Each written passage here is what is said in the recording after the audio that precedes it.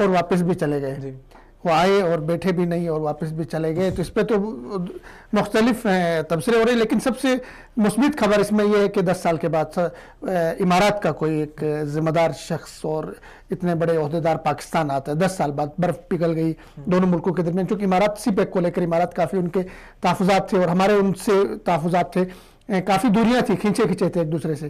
تو سب سے پہلے تو وہ آئے پاکستان، ویلکم، موسٹ ویلکم، خوش آمدید. اور پاکستان نے دل کھول کے ان کو ویلکم کیا اور عمران خان صاحب خود ان کا استقبال کیا اور ساتھ میں گاڑی چلا کے ان کو وزیر اعظم ہاؤس میں آئے. ان پہ بھی بات کریں گے کہ ان کو گاڑی چلانی چاہیے تھی، نہیں چلانی چاہیے، کیونکہ ہمارے ہاں سوشل میڈیا پہ یہ بھی بات ہو رہی ہے. تو سب سے پہلے تو ابھی تک تو حکومت نے کوئی ایسی پریس کانفرنس نہیں کی کہ ان کا دورہ کس حد تک کامیاب رہا. لیکن چونکہ دورے سے پہلے کچھ چیزیں ہو چکی تھی، جیسے ان کا پیکیج تھا $3 ارب کا وہ پیکیج، لیکن ایک افواہ یہ اڑائی گئی تھی کہ $12 ارب کا کوئی پیکیج انہوں نے اعلان کرنا تھا. ایک تو وہ اعلان نہیں ہوا، دوسرا مشترکہ پریس کانفرنس کا بھی نہیں ہو سکا انعقاد. تو یہ چیزیں ہیں. تو آپ کیا سمجھتے ہیں کہ یہ دورہ جو ہے؟ دیکھیں، ابو ظبی کے ساتھ جیسا آپ نے ذکر فرمایا کہ کافی ایک طویل عرصہ گزر گیا تھا اور بیچ میں برف جو ہے وہ جم چکی تھی، تب وہ پگھلی ہے.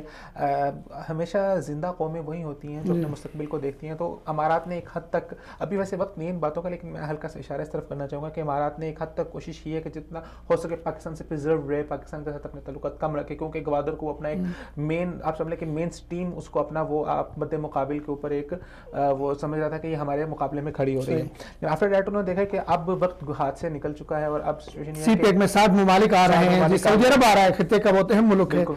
تو اب سی پیک کے ساتھ گوادر اور پاکستان کے ساتھ کنفلکٹ کر کے اس پورے خطے کے اندر ابو ظبی نہیں چل سکتا. تو لہٰذا انہوں نے یہ جو ملاقات ہے، یہ پچھلے 3 ماہ کے اندر یہ تیسری سے چوتھی ملاقات ہے جو دونوں جو ملک کے نمائندگان ہیں اور خاص طور پہ اہم نمائندگان ہیں ان کے بیچ میں ہوئی ہے. تو وہ آئے ہیں اور اس کو مزید بہتر ہونا چاہیے تھا. دو مل کے آپس میں ایک پریس کانفرنس بھی ہونی چاہیے تھی اور بھی چیزیں ہونی چاہیے تھی، لیکن ابھی ابتدا وہ ہے. تو میرے خیال میں اس کو ہمیں سراہنا چاہیے اور اس کو آگے بڑھنا چاہیے. بالکل، کیونکہ آپ اگر دیکھیں بہت سارے لوگ نہیں جانتے کہ امارات کے اندر جو ہے بھارتیوں کی جو تعداد ہے وہ تقریباً 26 لاکھ بھارتی وہاں پہ امارات کے اندر ہے، جبکہ ان کی ٹوٹل جو پاپولیشن ہے امارات کی وہ کوئی 90-96 لاکھ. اور اتنے عرصے میں جو امارات دور رہا ہے پاکستان سے، اس کے ہمیں جو اہداف ہیں وہ بھی سمجھ آ گئے ہیں کہ کس وجہ سے دور رہا ہے. ظاہری بات ہے وہاں بھارت کا بہت زیادہ انفلوئنس ہے اور ان کے تاجروں کا انفلوئنس ہے، بھارت کا پیسہ وہاں پہ پڑا ہے.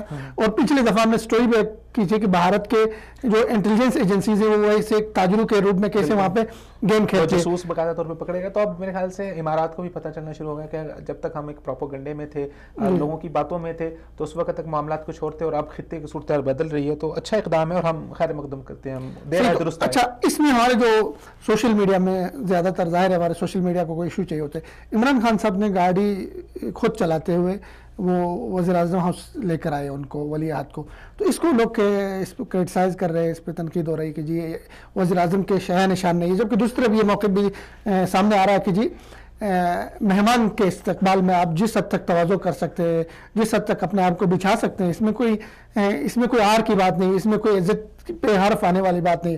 وہ ہمارے مہمان تھے اور مہمان کو کھلے دل سے آپ نے استقبال کیا. یہ وزیر اعظم کے منصب کے خلاف کوئی بات تو نہیں تھی. آپ کینیڈا کے اس کی بات کریں جو ان کے جو دنیا میں بہت مشہور ہے، لیکن وزیر اعظم وہ جو آتے ہیں مہمان آتے ہیں ان کے ساتھ بیٹھ کے کہیں پہ بھی ڈنر کر لیتے ہیں، کسی پبلک مقام پہ بیٹھ جاتے ہیں. دیکھیں سوشل میڈیا کے اوپر فردوس صاحب آپ نے جیسے ذکر کیا کہ سوشل میڈیا کو ہمیشہ کوئی نہ کوئی موضوع چاہیے ہوتا ہے. اگر خود گاڑی چلا لی ہے تو یہ بھی موضوع حد پہ تنقید ہے، اور اگر خود نہیں چلائی، پروٹوکول لے لیا ہے تو وہ بھی حد پہ تنقید ہے. خیر میرے خیال سے اس وقت پاکستان نے زیادہ گرم جوشی دکھائی ہے دیگر ممالک کے مد مقابل. پاکستان کو اس وقت تھوڑی سی ضرورت ہے سفارتی تعلقات کو مزید بڑھانے کی. اوورآل جو سچویشن چل رہی ہے پاکستان سوچ رہا ہے کہ اس کو بہتری کی طرف لے کر جایا جائے، اور یہ بہت اچھا انیشیٹو ہے حکومت کی طرف سے. تو پاکستان نے گرم جوشی دکھائی، اور خاص طور پہ امارات کو، جو امارات اتنی دیر کے بعد آ رہا تھا، میرے خیال سے ان کا حق بنتا تھا کہ ان کو کوئی اسپیشل پروٹوکول دیا جاتا. رہی بات کہ یہ وزیر اعظم کے جو ان کا مقام ہے اس کے شان شان ہے یا نہیں، تو میرے خیال سے یہی باتیں ہم کتنی برس سے کرتے آ رہے ہیں کہ یہ چیزیں ہونی چاہیے، پروٹوکول ختم ہونا چاہیے، اور یہ جو اس طرح کی جو رسمی چیزیں ہوتی ہیں ان سے ہمیں باہر آنا چاہیے. ہم ہمیشہ ان رسمی چیزوں کے اندر ہی بدے رہتے ہیں اور ملک کی تعمیر اور ترقی کو توجہ نہیں دیتے. تو اگر ان چیزوں سے باہر آ رہے ہیں، میرے خیال سے کوئی اتنا بڑا ایشو نہیں ہے کہ انہوں نے گاڑی چلا لی نہیں چلائی. ان کو جو ہے ان کو ایک تو گارڈ آف آنر پیش کیا گیا، اس کے بعد سلامی پاک فوج کے دستے نے اس کو سلامی دی. مطلب ضروری تھا کہ کیونکہ ہم پروٹوکول کو ختم کریں، لیکن وہ تو پروٹوکول کے عادی ہیں، وہ ان چیزوں کو پسند کرتے ہیں. F-16 کی طرف سے ان کی رسپیکٹ کی جائے، ان کی عزت کی جائے. ایک تو یہ ہو گیا. دوسری جو ہے جو کرٹیسائز ہو رہا ہے، بہت سارے لوگ نہیں جانتے، اس وقت صرف 3 مہینے کے اندر इमारात के 40 से ज़ायद पाकिस्तान में प्रोजेक्ट काम कर रहे हैं। ये मैं पढ़ के आ गया हूँ। 40 से ज़्यादा प्रोजेक्ट ऑलरेडी काम कर रहे हैं उनके साथ, और आज भी वफद के साथ मुज़ाकरात भी हुए मज़ीद इसको बढ़ाने के ऊपर।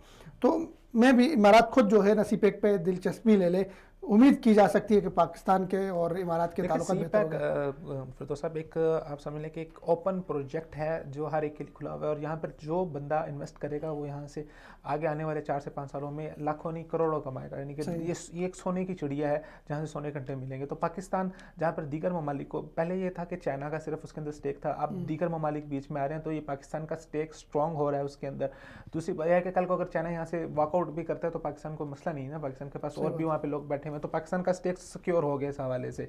और दोनों हमारे जो हमसाय ममालिक हैं, दुनिया की बड़ी आबादी वाले, भारत और चीन, दोनों के लिए अगर दोनों, चाइना तो ऑलरेडी इसमें है, अगर भारत भी मतलब अपने इना से, अपने ज़िद से, अपनी दुश्मनी से और निकल आए तो वो भी सी पैक में शामिल हो सकता है। पाकिस्तान ने दावत दी, सब मुल्कों को दावत दी, वो सी पैक में शामिल होके अफ्रीकी ममालिक तक और वस्ती एशियाई ममालिक तक अपने जो है इतनी बड़ी मंडी है उनकी, वो सारा कर सकता है। बहुत बड़ी तजारत है भारत की, यहाँ से एक्सपोर्ट होते हैं, आपके आलू एक्सपोर्ट होके जाते हैं, आपके और सब्जियाँ होती हैं और बहुत सारी चीज़ें होती हैं जो पूरी दुनिया के अंदर।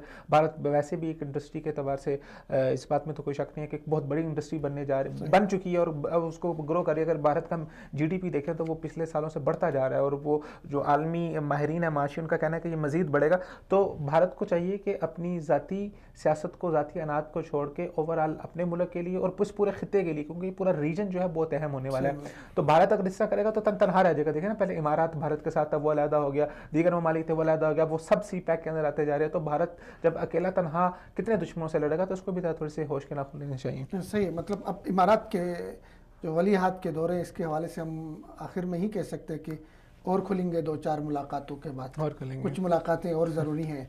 तो